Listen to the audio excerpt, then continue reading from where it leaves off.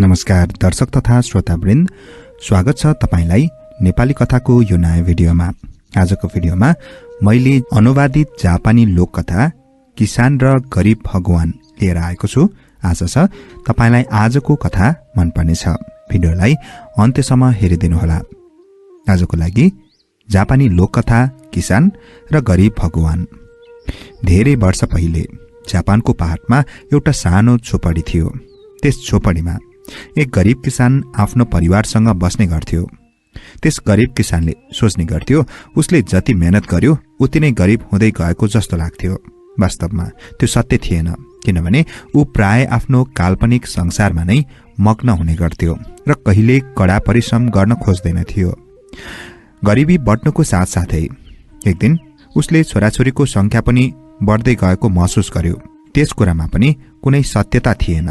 उसका 4 सन्तान मात्र थिए। तर किसान र उसकी श्रीमती यति दुखी र गरीब थिए कि उनीहरूका छोराछोरी दिनभरि रुने कराउने र झगडा गर्ने गर्थे, जसकारण घरमा थुप्रै केटाकेटी भएको जस्तो लाग्ने गर्थ्यो। एक रात किसानले आफ्नै श्रीमतीसँग गुनासो गर्यो, हामी यति गरीब छौं कि हाम्रा भगवान पनि गरीब नै हुनुपर्छ। यस विषयमा भने किसान सत्य बोल्दै थियो। उनीहरूको गरीब भगवान त्यस सानो झोपडीको भुइँगलमा बस्थ्यो र जस्तो भगवान हुने गर्छन् ती भगवान पनि साह्रै दयालु थिए। उनलाई त्यस किसानको साह्रै माया लाग्थ्यो। उनलाई धुलो र माटोको जालले भरिएको भुइँगलमा बसेर तल नाच्दै खेल्दै गरेका बालबालिकाको आवाज सुन्न साह्रै मन पर्थ्यो। तर उनी गरीब भगवान थिए र गरीब भगवानबाट जति टाढा बस्यो उति नै राम्रो हो भन्ने मान्यता थियो। गरीब भगवान बिम्बोगेमीले दुर्भाग्य मात्र ल्याउँछ। सबैलाई थाहा थियो कि यदि कोही बिम्बोगामीमा लिप्त भयो भने त्यो व्यक्ति कहिले धनी बन्न सक्दैन। श्रीमतीले भनिन्, मलाई लाग्छ तिम्रो कुरा सही छ। यदि हामी यहाँबाट निस्किएर कतै गयौं भने हाम्रो जीवनमा पक्कै केही सुधार हुनेछ, हाम्रो जीवनमा पनि केही प्रगति हुनेछ। मध्यरातमा जब गरीब भगवान गहिरो निन्द्रामा हुनेछन् हामी यहाँबाट निस्कन पर्छ। त्यसबेला निस्कियौं भने उनले हामी गएको पत्तो पाउने छैनन्। त्यसपछि हामी यस गरीब भगवान र हाम्रो दुर्भाग्यबाट मुक्त हुनेछौं। किसानले आफ्नै श्रीमतीलाई अंगालो हालेर खुसीले नाच्न थाले। अन्ततः उसले महसुस गर्यो कि उनीहरू निकै गरीब थिए, तर त्यो उसको दोष थिएन। यो एक राम्रो जुक्ति हो। उसले भन्यो, हामी बिहान सबेरै निस्कनेछौं, पहाडबाट सूर्य उदाउन अघि नै। उनीहरूले आफ्नो सामानहरू एउटा झोलामा हाले। त्यसपछि डसना ओछ्याएर दुवैजना सुत्ने प्रयास गरे। पल्टिरहेको बेला किसानले गरीब भगवानबाट छुटकारा पाएपछि आफ्नो जीवन कस्तो होला भनेर कल्पना गर्न थाल्यो। सायद उसले ठूलो र सम्मानित निरीक्षकको रूपमा जागिर पाउन सक्छ कि। त्यसपछि उसले अरू किसानहरूलाई काम गर्न लगाउँथे होला, वा हुन सक्छ ऊ एउटा समुराई, एक बहादुर वफादार योद्धा बन्न सक्छ जसले आफ्नो शूरवीर मालिकको परिवार र भूमिको रक्षा गर्नेछ। किसान आफ्नो भावी जीवनको लागि यति उत्साहित भयो कि उसलाई निन्द्रा लागेन। श्रीमतीको निन्द्रामा गडबडी नहोस् भनेर ऊ कुनै आवाज नगरी बिस्तारै ओछ्यानबाट उठेर बाहिर गयो। त्यहाँ चन्द्रमाको उज्यालोमा उसले एक अपरिचित व्यक्तिलाई चप्पल बनाउँदै गरेको देख्यो। म तिम्रो घरको भुइँगलमा बस्ने गरीब भगवान हुँ। तिमी अर्कै गाउँ जाँदैछौ भन्ने सुनेको छु, त्यसैले म तिम्रो यात्राको लागि चप्पल बनाउँदैछु। किसानले पहिले एउटा खुट्टा र त्यसपछि अर्को खुट्टा भुइँमा ठट्टायो। त्यसपछि ऊ कराउन थाल्यो। उसले यति चर्को स्वरले चिच्याए कि उसकी श्रीमती पनि निन्द्राबाट बिउजिन्। श्रीमती, श्रीमती, उनी हाम्रो गरीब भगवान हुनुहुन्छ। हामी यहाँबाट जाँदैछौँ भन्ने कुरा उहाँलाई पहिले नै थाहा रहेछ। यिनी हाम्रो पछि पछि आउने सोचमा छन्। अब हामी यिनी र हाम्रो दुर्भाग्यबाट कहिले टाढा हुन सक्दैनौ। श्रीमतीले सान्त्वना दिन खोजिन्, तर त्यसले कुनै फाइदा भएन। उसले रातभरि शोक मनायो। बिहानसम्म गरीब भगवान चप्पल बनाएर पर्खिरहे। घाँसबाट बनेको चप्पल छिट्टै बिग्रिने भएकाले उनले यात्राको लागि 6 जोडी चप्पल बनाएका थिए। यद्यपि कुनै यात्रा नहुने भए तापनि गरीब भगवानले चप्पल बनाइरहनु भयो। उनले घाँसको सानो थुप्रो लिएर चप्पल जस्ता उपयोगी चीज बनाउनु राम्रो हो भन्ने सोचे। त्यस दिन बेला बेलामा किसानका छोराछोरीहरू खेल्न छोडेर र गरीब भगवानलाई घाँसको सामान बनाएको हेर्न थाले।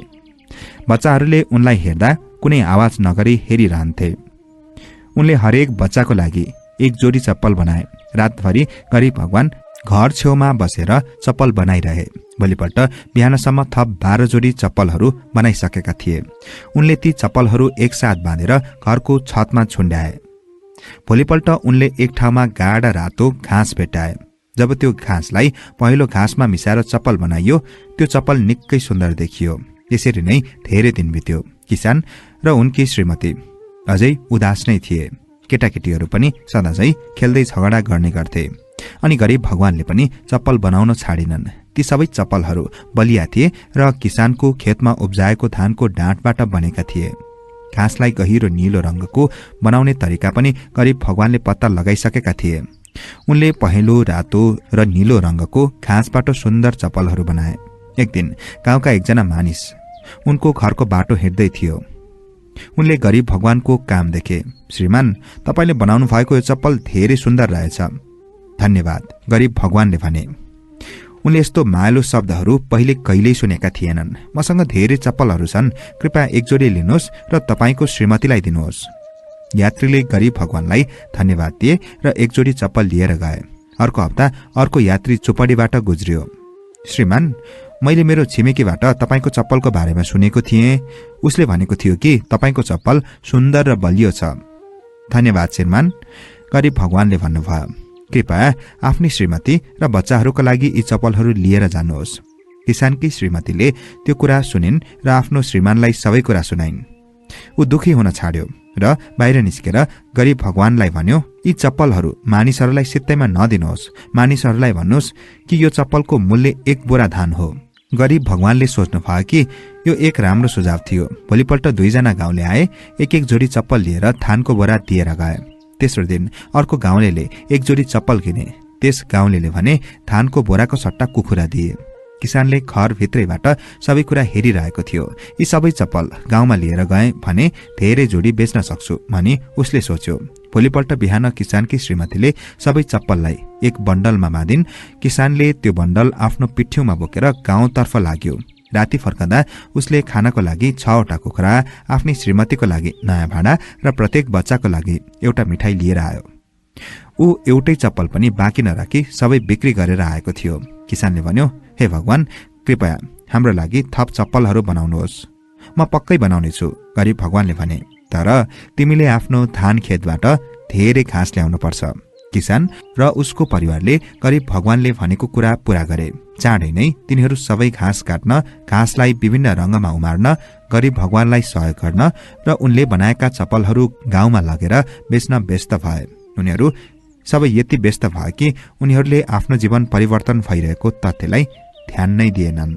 जब घरमा सबैको लागि पर्याप्त खाना थियो र कोही भोकै बस्न पर्दैन थियो। बाबुआमा खेतमा काम गर्दा केटाकेटीहरू पनि त्यही गएर खेल्ने गर्थे। उनीहरू रमाउँदै हाँसखेल गर्ने गर्थे र यताउता दौडने गर्थे। तर कसैले उनीहरूले हल्ला गरिरहेका छन् भनेर सोच्दैन थिए। सधैँ चिन्तित हुने श्रीमती अहिले काम गर्दा गर्दै गीत गाउन थालेकी छिन् र कहिलेकाहीँ जरको स्वरमा हाँस्ने पनि गर्छिन्। किसानले पनि चप्पल बनाउन सिकिसकेको थियो। अझै अचम्मको कुरा के थियो भने किसानको रूपमा जो व्यक्ति साह्रै अल्छी थियो उही नै चप्पल बनाउने एक दक्ष कारिगरी बनेको थियो। उसले यति सुन्दर चप्पल बनाउँथ्यो कि त्यसलाई खुट्टामा लगाउनको सट्टा भित्तामा टाँगेर सजाउन मन लाग्थ्यो। अझ गरीब भगवानका लागि यो परिवर्तन झनै अचम्मको थियो। प्राय गरीब भगवानहरू पातलो हुन्छन् किनभने तिनीहरू भोकाएका हुन्छन् र जर्जर अवस्थामा हुन्छन् किनभने तिनीहरू गरीब हुन्छन् र कसैले तिनीहरूलाई माया गर्दैनन् किनभने तिनीहरू गरीब हुन्छन्। तर किसानको गरीब भगवान भने केही मोटो भन्दै थियो। तिनीहरूका फाटेका लुगाहरू अब सिलाइएका हुन्थे र तिनीहरूको धुलोले भरिएको भुइँ अब सफा हुने गर्थ्यो। अझ अचम्मको कुरा के थियो भने किसानको परिवारले अब उनलाई माया गर्न थालेका थिए। अब सौभाग्यका भगवान फुको नोकामी त्यस घरमा आउनुपर्छ र किसानको परिवार साँच्चै धनी बनाउनका लागि गरीब भगवान अन्तै जानुपर्छ भन्ने उनलाई राम्ररी थाहा थियो। सोगात्सु नयाँ वर्ष जापानको सबैभन्दा महत्वपूर्ण चाड हो। यस वर्ष सोगात्सुको आगमनसँगै किसान परिवारले आफ्नो सानो झोपडी राम्ररी सफा गरे। उनीहरूले नयाँ वर्षको स्वागतका लागि मिठा मिठा परिकार बनाए। नयाँ वर्षमा आफू पक्कै धनी बन्छु भन्ने किसानलाई पूर्ण विश्वास थियो। त्यस दिन मध्यरातमा पुजारीले मन्दिरको ठूलो पित्तलको घण्टी बजाउने चलन थियो। उसले बिस्तारै 108 पटक घण्टी बजायो। उपत्यकाका चारैतिर घण्टीको आवाज फैलिएसँगै मानिसहरूले घरको ढोका खोलेर नयाँ वर्षलाई स्वागत गर्ने परम्परा थियो। उपत्यकाका चारैतिर घण्टीको आवाज फैलियो र मानिसहरूले घरको ढोका खोलेर नयाँ वर्षलाई स्वागत गरे। तर घण्टी बज्ने बित्तिकै गरिब भगवान किसानको घरबाट बिदा हुन उनीहरूको अगाडि प्रकट हुनुभयो। सधैँ गीत गाउने उनकी श्रीमती रुन थालिन् र केटाकेटीहरू जो एक अर्कासँग झगडा गर्दै खेल्थे र सधैँ आफ्ना आमा बाबुको आज्ञा मान्थे उनीहरूको खुट्टामा समातेर रुन थाले। किन छाड्दैछौ? किसान रुन थाल्यो। हामी तिमीलाई माया गर्छौं। अब म जानुपर्छ।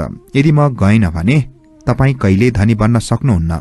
हेर, यदि म गएन भने तिमी कहिले धनी बन्न सक्दैनौ। हेर, उहाँ धनी भगवान हुनुहुन्छ जो मेरो ठाउँमा बस्न आउनु भएको छ।